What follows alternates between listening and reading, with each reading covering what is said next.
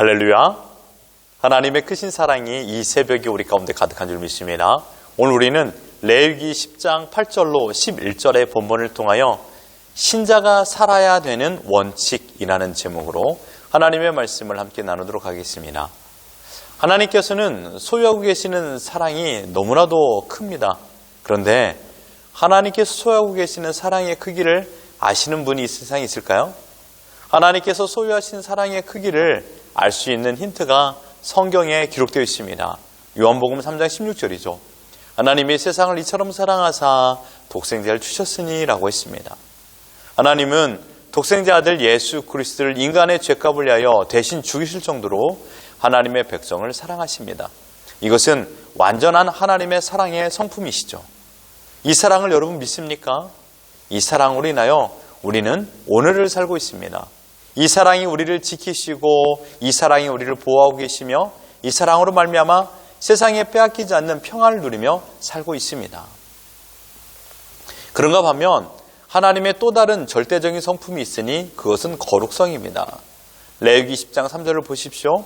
모세가 아론에게 이르되 이는 여호와의 말씀이라 이르시기를 나는 나를 가까이 하는 자 중에서 내 거룩함을 나타내겠고 온 백성 앞에서 내 영광을 나타내리라. 하나님은 어떠한 행동을 해서 거룩을 유지하시는 것이 아니라 하나님 자체가 거룩이십니다. 그러므로 거룩하신 하나님이라고 성경에서는 말씀하고 있습니다. 거룩하신 하나님은 언제나 하나님의 백성이 거룩하기를 원하십니다. 거룩성을 지키지 않는 자들은 가차없이 심판하시는 하나님이십니다. 나답과 아비후는 이런 하나님의 거룩하신 성품에 기인하여 심판을 받아 죽었습니다. 참으로 충격적인 사건입니다. 이들을 삼킨 불은 다름 아닌 레위기 9장 24절에 나온 아론 대제사장과 그의 첫 제물들을 연락하시는 표시로 그것들을 태웠던 여호와의 불이었습니다. 그 불이 거룩하신 하나님의 명령대로 행하지 않은 나답과 아비후를 태워 죽음으로 심판하게 되었습니다.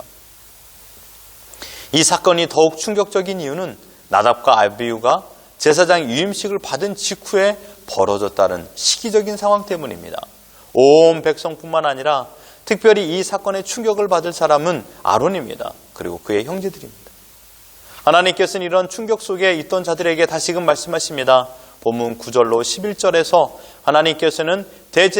하나님께서는 제사장들의 임무와 자세에 대하여 특별한 명령을 내리십니다. 제사장의 임무 세 가지를 보시면 먼저 9절에 너와 내 자손들이 회막에 들어갈 때에는 포도주나 독주를 마시지 말라. 그리하여 너의 죽음을 면하라. 이것은 너의 대대로 지킬 영영한 규례라 라고 하였습니다. 너와 내 자손이라는 것은요 아론과 또 그의 아들들 말하고 후손들을 말하고 있습니다. 곧 제사장 가문들을 말하고 있는 것이죠. 첫째는 제사장은 회막에 들어갈 때 즉 사역을 할 때 포도주나 독주를 마시지 말아야 된다고 하였습니다. 그 이유는 그들이 죽임을 당하지 않기 위해서입니다. 본문에서 포도주라는 단어가 쉐카르인데 이 단어가 가지고 있는 뜻은 취하다입니다. 포도주를 마시면 끝내 취하게 되고 그 취한 상태에서는 하나님의 통치 영역을 벗어나 세속적인 감정의 지배를 받게 된다는 것입니다. 물론 제사장들이 회막을 출입하는 날에는 더욱이 하나님의 온전하신 통치를 받아 하나님께만 집중하는 삶을 살아야 되기 때문에 포도주를 금기하라고 명하였습니다. 그러나 여러분 단순히 회막에서 사역하는 그날만을 위한 금주를 명한 것으로 보지 마시고 술을 비롯한 나를 취하게 만드는 것들을 금기해야 함을 명하고 있는 것입니다. 사실 여러분 우리가 술로만 취하는 것이 아닙니다. 돈도 명예도 권력도 정욕도 교만도 반대로 미움도 원망도 불평도 짜증도 모두가 우리를 취하게 만드는 것입니다. 이 취한다라는 것은 한쪽으로 치우치는 것을 의미합니다. 그러니 자신의 몸을 잘 가누지 못하는 것이죠.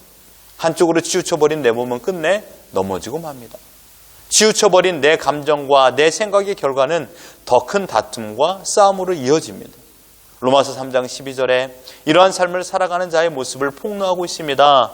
다 치우쳐 함께 무익하게 되고 선을 행하는 자는 없나니 하나도 없도다. 여기서 치우치다라는 단어가 헬라어 엑세클리난인데 뜻은 기울다, 떨어지다입니다. 여러분 기울면 끝내 떨어지기 마련입니다. 결국 밖으로 이탈하고 올바른 길에서 벗어난다라는 의미입니다.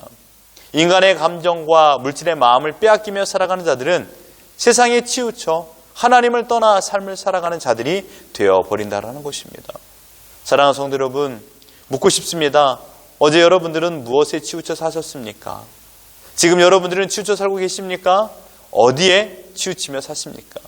내 삶의 무게중심이 내가 되어버린다라면 그때부터는 내 자신이 하나님보다 더 큰 존재가 되어버립니다. 이것은 수학이라고 말할 것도 아닌 산수 공식, 부동호를 우리는 예를 들어 말할 수 있습니다. 누가 누구보다 더 크다라고 할 때 그쪽을 향하여 부동호를 그리면 됩니다. 나답과 아비후는 자기 자신의 만족과 기쁨을 위한 부동호가 하나님의 뜻과 순종보다 더 컸습니다. 자신의 감정과 이성의 지배를 받아 행동에 옮긴 것이 바로 시카르, 취한 인생이었습니다. 그 결과 처참한 죽음이었습니다. 삶의 원칙은 내 만족이 아니라 하나님의 기쁨을 위하여 살아야 된다는 것을 하나님께서 명하시고 있습니다. 이것은 나답과 아비후뿐만 아니라 제사장 가문에만 준 것이 아니라 이 시대를 살고 있는 신자가 살아야 되는 원칙 1번입니다. 나에게 취하여 나에게 치우친 인생이 되지 않기를 바랍니다.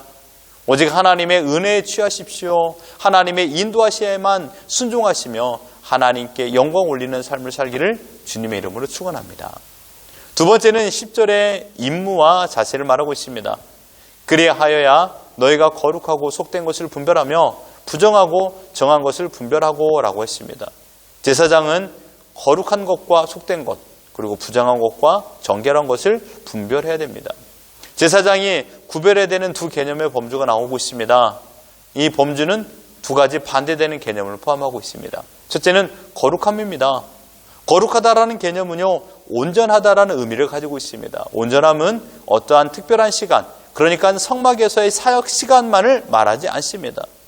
가령 예를 들어 하루에 아침부터 정오까지만 성막에서 사역을 한다고 하면 오전 6시부터 정오 12시까지만 온전하게 보내는 것이 아니라 온전함이라는 것은 성막 사역 시간을 포함한 살아있는 모든 시간 전부를 의미하고 있습니다. 이 거룩함에 반대되는 나온 단어가 바로 속된 것입니다. 히브리어 하홀인데 뜻은 더럽히다, 욕되게 하답니다. 그러므로 거룩과 속된 것을 구별하라고 명령하고 있습니다. 이것은 여러분 비교 불가가 아닙니다. 비교하여 평가하기 어렵다라고 말할 수 있는 개념이 아니에요. 눈에 보입니다. 거룩과 속된 것은요. 그렇기 때문에 우리가 깨어있기만 한다면 거룩과 속된 것을 구분할 수 있습니다. 두 번째는 부정함과 정함의 범주입니다. 부정이라는 단어는 더러워지다라는 것입니다. 정함이라는 것은요, 정결함이라는 뜻입니다. 더러움과 정결함을 구별하라고 말하고 있습니다. 그렇다면 신자인 우리들에게 하나님께서 명하신 이 두 가지 요소들 가운데 무엇을 의미하고 있을까요? 분명 속되고 부정함은 분명 아닐 것입니다.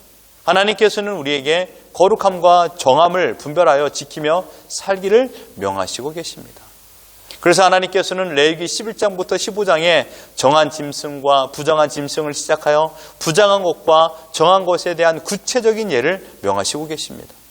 하나님께서는요, 부정한 것과 정한 것의 구별을 상세한 율법의 규정을 통하여 알려주셨고요. 그 율법을 함께 정하게 될 수 있는 예식도 가르쳐 주셨습니다. 이 규칙을 무시하는 자는 이스라엘 백성 중에서 끊어지게 되지만 예식을 통해 정하게 된 자는 정상적인 상태로 돌아와 일반 생활을 할 수 있게 허락하여 주셨습니다. 레위기 10장의 나다답과 아비후의 죽음과 레위기 16장에서 다시 아론에게 성소에 들어올 수 있는 길을 열어주시는 그 사이에 이러한 정결의 규정을 매우 길고 구체적으로 세워주신 것은 제사장의 임무에 있어서 정한 것과 부정한 것을 분별하기 위한 일이 얼마나 중요한 것인가를 보여주기 위함입니다. 신자된 우리의 삶도 부정한 것과 정한 것을 온전히 분별하여 하나님께서 원하시는 정한 삶을 살아야 됩니다. 부정한 것과 정한 것을 결정하는 기준은 무엇일까요? 여러분, 내가 보기 좋은 것이 아닙니다. 내가 원하는 것이 아닙니다. 오직 하나님이 기준이십니다. 하나님이 바로미터이십니다. 여러분이 결정짓지 마시고 모든 품목을 하나님의 기준 앞에 가져오십시오. 그리고 하나님이 어떻게 생각하실까를 물어보십시오.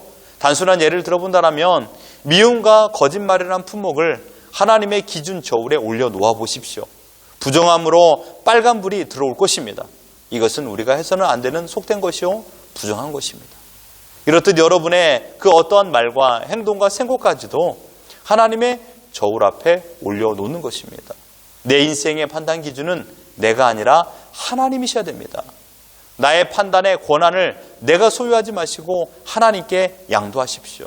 진정한 거룩과 진정한 정함을 누리는 삶을 살아갈 줄 믿습니다. 세 번째, 제사장의 임무가 11절에 나옵니다. 또 나 여호와가 모세를 통하여 모든 규례를 이스라엘 자손에게 가르치리라.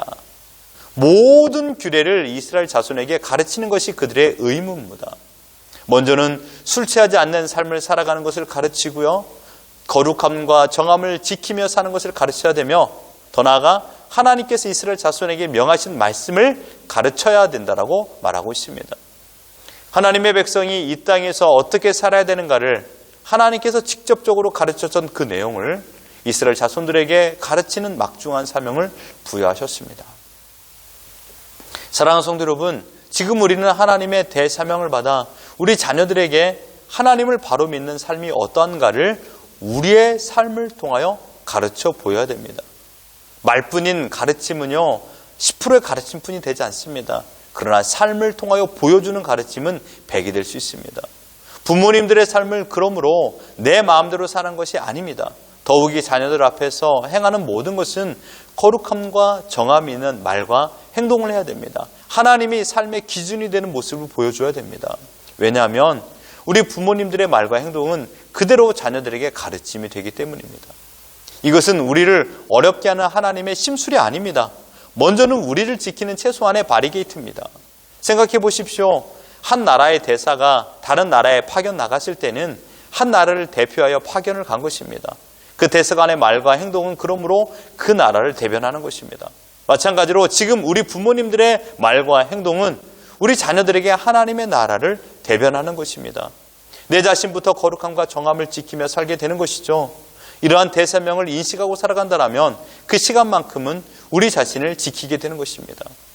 이러한 가르침이 우리 자녀들에게 온전히 전해진다면 우리의 가정은 언제나 하나님 중심으로 세상에 치우치지 아니하고 인간의 감정이 치우치지 않는 오직 온전한 분별을 가지고 살아가는 은혜의 가정이 될 줄 믿습니다. 오늘 우리의 삶이 취하여 또한 치우쳐 속된 것과 부정한 것에 거하지 않고 오직 정결함과 거룩함과 정한 것, 곧 하나님의 성품 안에 거하며 살아가기를 바랍니다. 이것이 신자가 살아야 되는 원칙입니다. 여러분, 이 세상을 살아가는데 무엇에 치우쳐 있는가를 오늘 다시금 정하여 보십시오. 치우치면 넘어집니다. 여러분들이 살아가는 모든 것에서 거룩을 지키십시오. 부정한 것, 불결한 것은 눈에 보입니다. 그런데 그 부정한 것과 더러운 것이 어쩌면 우리에게 더 즐거움을 줄 때가 많이 있습니다. 그러므로 내 삶의 원칙은 내가 즐거운 인생이 아니라 하나님이 즐거워하시는, 하나님이 기뻐하시는 인생을 살아가는 것입니다. 이 모습 그대로 우리 자녀들에게 보여주는 것입니다. 이것이 신자가 살아야 되는 세 가지 원칙입니다. 오늘 우리가 이러한 삶을 살아감으로 인하여 하나님을 기쁘시게 하고 우리 자녀들에게 하나님을 믿는 기쁨이 무엇인가를 보여드리는 거룩한 삶을 살아가는 우리 모두가 되기를 예수 그리스도 이름으로 축원합니다.